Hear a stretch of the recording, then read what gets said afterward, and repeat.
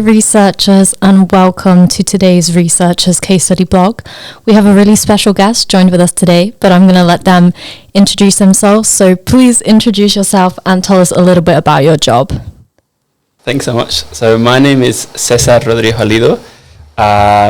I'm currently working as a policy advisor in the Department of Energy Security and Net Zero here, which is part of the UK government. And within that department, my actual job is working within the carbon capture and storage program, which is essentially a program that's trying to decarbonize industry and energy by essentially capturing the carbon from factories and power plants and storing it directly under the sea. How did you move from academia to your current role? So I think within the last 2 years of my PhD, I really realized that I wanted to go into something that included policy. I think one of my projects was around stakeholder engagement. And because my PhD was looking at invasive species, it was actually the government that brought them over, and now it's the government trying to manage it.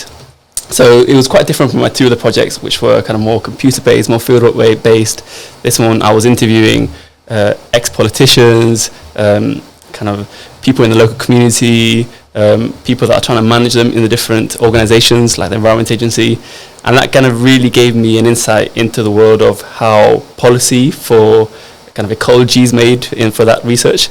And also as part of that research, I published a paper that looked at how the impact of climate change would have on this invasive species. So that kind of really intrigued my insight into climate change. And then the part of energy is something that I've always been really interested at, because just kind of influenced all of us, kind of we all use it, and it's kind of really interesting. So really kind of the Department for Energy Security and Net Zero, kind of DESNZ, it really was the center of all those three interests of mine. It had policy, it had energy, it had climate change.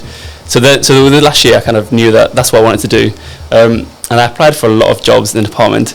I got rejected quite a lot from many of them, but I got an interview for the job that I'm in now. I talked to people in the department beforehand. They gave me a few tips and advice on how to do the interview, what things they were looking for, and that kind of really gave me the confidence for the interview. And I had the interview.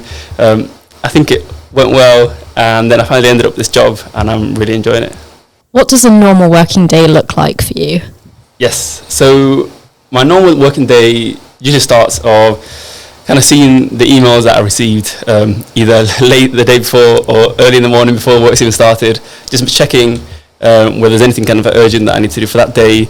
If not, I'll pull up kind of my to-do list or things that I do, which I usually prepare kind of Monday, and I just kind of work my way through them. And obviously there'll be things that come in the day, kind of emails, things perhaps kind of responding to kind of a information request that we have from outside, helping with ministers with kind of some briefings. So yeah, it becomes that kind of varied, but I'll always have a few checkpoints with my team. So we're a team of 5 that I work with quite a lot. So we see what each other are working on, how we can help each other. Then I'll meet with some of our analysts, some of our legal people. So it's really collaborative. And what I really enjoy is that those 2 days are the same. Kind of there's really, because we're working on kind of ever-changing policy, kind of one day you could work on this policy, then perhaps it becomes law, then you move on to something different. And they're always really interesting questions. There's no kind of, at least my role, there's no kind of mundane things. It's kind of big, large-scale questions that really interest me. What are the best things about working in your role? So I think there are a few great things that work in my role.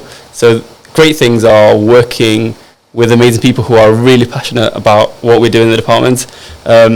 Also amazing things is the fact that I can use a lot of the skills I developed in my PhD, so kind of making arguments, using data analysis. But I think the best thing about my role is that I'm working in an area, so climate change and kind of trying to clean energy, which I'm really passionate about, and which I think is something really important, and which I know I'll be very proud of when I tell my kids or my parents what I do. So we've just heard all the great things about your role. How about now, what are the biggest challenges or the less good bits about your job?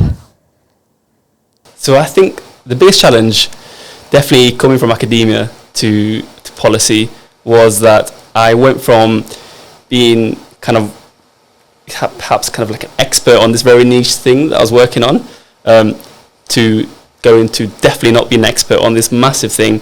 So it took me a while to be comfortable with that idea of I wasn't the person who knew most on this topic, and I really need to lean on my colleagues, whether they be within policy, but also kind of within analysts or legal. And it took me a while to get comfortable with that idea of not being an expert, but with advice and kind of help, I kind of got used to it, and I realized that this is my role. My role is to kind of pull together the knowledge of different people and kind of put it together in a package. And perhaps the not so great things, or perhaps the more difficult, I wouldn't say that, but maybe the more difficult things is that kind of working in government and policy, kind of change is common. Kind of there might be a new party comes into power. There might be different directions set by the ministers or the prime minister, or different external factors. So you could be working on something and then maybe you have to pivot to do something else, and that could be frustrating. But it could also be it keeps you on your toes and it keeps things interesting. So I would say that. What skills from your PhD have you transferred to your current role? Yes, so definitely, like I mentioned, I think making kind of solid arguments that are based on information, data, they're not just kind of my assertions. I think that's something that I really learned from my PhD, and it's something that's really valuable for making policy, especially because here in the UK and most countries, kind of we want evidence-based policy, things that are based on kind of numbers, on people's experiences. I think that's really important. And also, as I say, perhaps kind of uniquely for my PhD, and maybe many people's PhDs, it was quite collaborative. I had to work with, for fieldwork, I had to work with kind of external stakeholders. For interviewing, it was interviewing external people. And those social skills kind of really are being used now, especially because of the PhD. I also kind of interacted with people that weren't just kind of also students. There were people that perhaps kind of older than me or younger than me, kind of from different walks of life. And that's what I do now, both kind of within the department and talking to external stakeholders. And I think that's really helped me a lot. What does progression look like? Yes, so within the civil service, it's a little bit of a unique system where kind of you're not automatically promoted within your job. You essentially have to apply for a job at a higher grade. So we have kind of grades. So if you got to a point where you think kind of I'm very comfortable with my grade and I'm looking for something beyond that, you'd have to apply for it. So it might be a role within your current team, or perhaps you might have to look elsewhere for in a different policy area where they're looking for someone at that grade above. So it's a little bit unique, but I don't think it's kind of too different from perhaps private industry.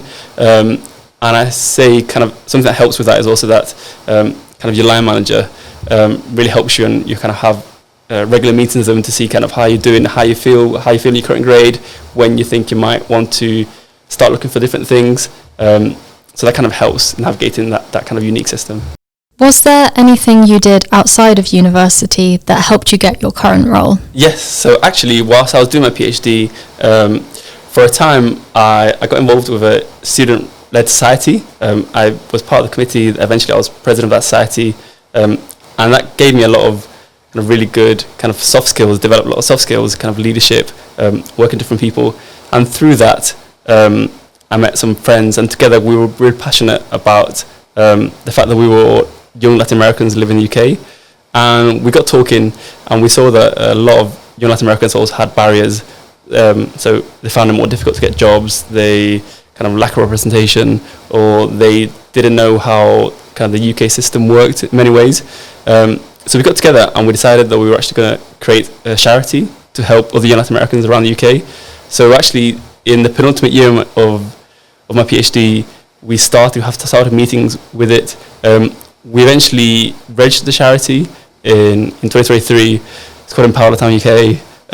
And we do a lot of things kind of helping young Latin Americans kind of through mentorship, through career events. But it really kind of balanced my PhD experience, because I didn't just have the PhD, like I had this other thing alongside it. And at least for me, I'm someone who, I thrive having different things going on. If I just had one thing going on, I could get kind of either bored or just kind of too anxious about how it's going.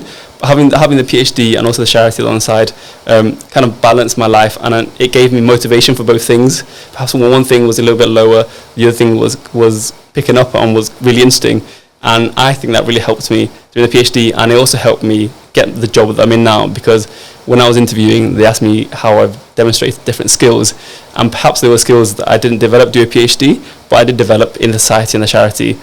So I think doing something like that alongside your PhD really helps and really boosts your experience and when you're doing interviews for jobs. What top tips would you pass on to researchers interested in this type of work? So I think I have many tips, but I think the top tip would definitely be just to try it kind of whilst we're doing research. We're trying to kind of create new things, kind of find new information. But at least what I found is that a lot of the time kind of the information, the science and can be there, but what's really needed is that political will, that backing that policy change. That's when the real change really happens.